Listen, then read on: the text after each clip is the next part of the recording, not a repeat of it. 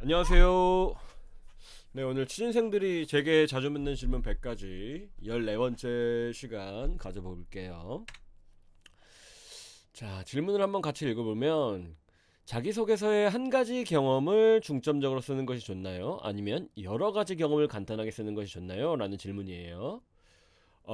일단 이런 질문을 하시는 분들은 보통 자기소개서를 정말 많이 작성해 보신 분들이 많으시더라고요. 왜냐하면 이 질문은 결국 내가 쓰는 글의 설득력을 높이기 위해서 도대체 어떤 방식으로 나의 역량을 전달할지를 고민한 끝에 나올 수 있는 질문이기 때문에 이 질문을 하시는 분들은 정말 퀄리티가 높은 질문을 하신 것 같다라고 먼저 말씀을 드리고 싶고, 일단 제가 뭐 단정적으로 말할 수 없기 때문에, 그러니까 여러분들의 글을 읽는 상대방이 어떤 관점을 지녔는지를 제가 모르기 때문에 100% 만족스러운 답변을 해드릴 수는 없어요. 하지만 적어도 여러분들의 글을 읽는 상대방이 적어도 이제 인간이기 때문에 어떤 이제 뇌과학, 심리학적인 관점에서 여러분들이 어떻게 자기소개서를 작성하는 것이 좋을지에 대한 기준점을 제가 제시를 해드릴게요. 이 기준점은 수차례 강조했던 내용과 똑같습니다. 그러니까 하드 스킬과 소프트 스킬로 구분해 가지고 여러분들이 자기소개서를 작성을 하는 거예요. 자, 여러분들이 만약에 하드 스킬 문항을 작성하시잖아요. 그러면 여러 가지 경험을 객관적으로 기술해 주시면 됩니다. 두 번째로, 여러분들이 만약에 자기소개서의 80%를 차지하는 소프트 스킬 문항을 작성하신다. 제가 앞에서 누누이 강조드렸죠. 의사소통 역량, 문제 해결 역량, 뭐 팀워크 역량, 이런 역량들 있죠. 그런 역량을 작성하실 때는 한 가지 경험을 중심으로 스토리텔링 형태를 기술해 주세요. 제가 Q3의 세 번째 항목인 경험 정리 스토리텔링을 설명하면서 강조했던 것 같이 소프트 스킬을 어필하실 때는 반드시 스토리텔링을 해주시는 게 좋습니다. 이렇게 구분하는 이유는 하드 스킬 역량은 굳이 손과 입이 아프도록 설명할 필요가 없는 정량적인 역량이기 때문이고요. 소프트 스킬 역량은 여러분들이 아무리 열심히 스펙을 이야기해도 객관적으로 증명하기 힘든 정성적인 역량이기 때문이에요. 그냥 간단하게 이번에 예시를 한번 가져와 볼게요. 여러분들이 외국어 역량을 어필한다고 가정을 해볼게요.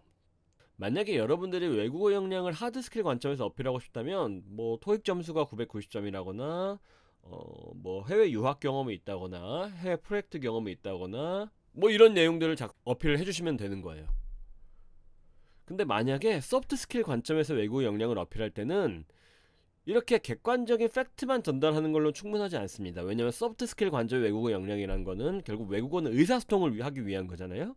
그렇다면 의사소통 역량이나 팀워크 역량이 드러나 줘야 되는데, 뭐 토익 점수가 990점이라고 해가지고 외국인들과의 어떤 소통 경험이 없다면, 어떤 갈등 경험이 없다면 내가 소프트 스킬 관점의 외국어 역량이 있는지 없는지를 충분하게 증명을 하지 못한다는 거예요. 그래서 이런 관점으로 제가 예시를 갖고 와봤어요.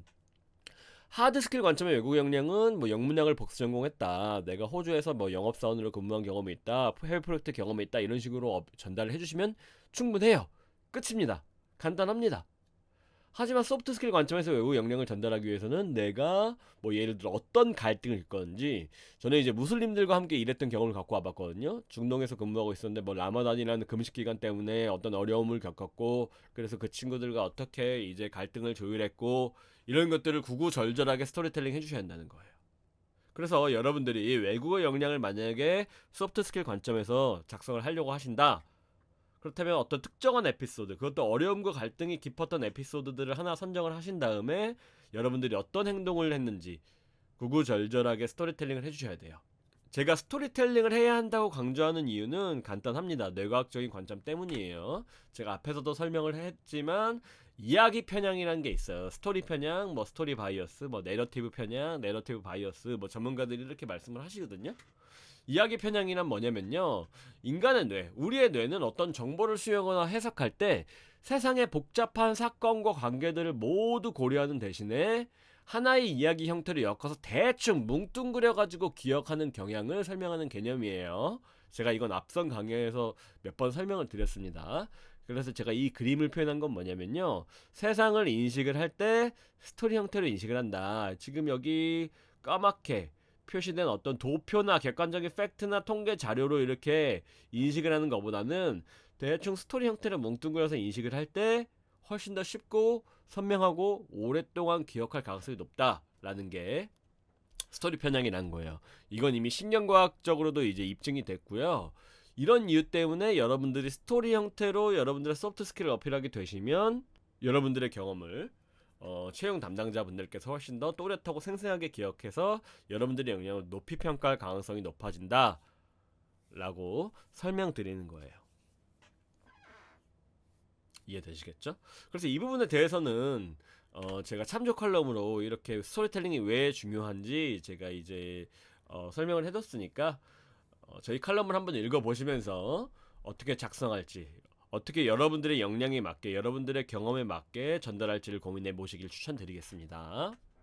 그러면 15강에서 뵙겠습니다. 감사합니다.